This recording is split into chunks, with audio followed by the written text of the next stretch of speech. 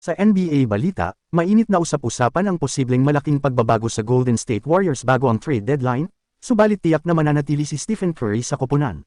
Samantalang, ang LA Lakers, sa kabila ng pagtaas ng kanilang paghabol, nahaharap sa hamon sa pagkakaroon ng injury si LeBron James, na hindi makakalaro kontra sa Utah Jazz kagabi. Ito ang pinakabagong kaganapan sa mundo ng basketball, lahat maliban kay Stephen Curry sa trade block para sa Warriors. Lakers maaaring magtaas ng kanilang paghabol.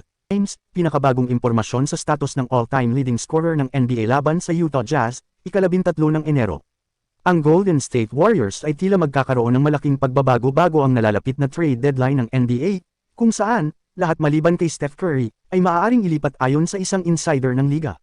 Nasa kritikal na sitwasyon ang Warriors papunta sa laro kontra sa Bulls sa linggo, nasa ika-12 na pwesto sa Western Conference sa 17-22 panalo pababa sa ika-11 na pwesto na Jazz.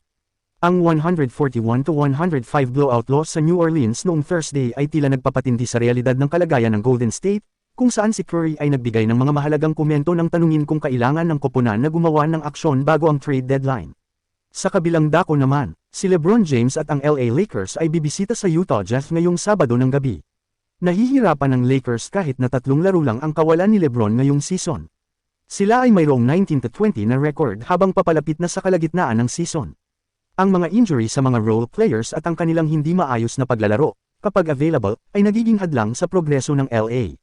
Ang Lakers ay galing sa isang 127-109 na pagkatalo laban sa Phoenix Suns, kung saan natapos nila ang kanilang 5 sunod-sunod na laro sa home court na may 2-3 na tala. Ang mga performance ni LeBron ay hindi rin maganda noong panahong iyon. Laban sa Suns, nagtala siya ng 10 puntos sa 3 sa siyam na shooting. Si LeBron James ay may tinatanggap na injury sa kanyang ankle peroneal tendinopathy. Ang mabigat na workload na ang may kasalanan sa isyong ito, ngunit isang injury na nilalaro ni LeBron. Ibinigay ng Lakers ang injury na ito sa pangalan niya simula noong December 31. Si LeBron James ay hindi magiging available para sa laro kontra sa Utah Jazz.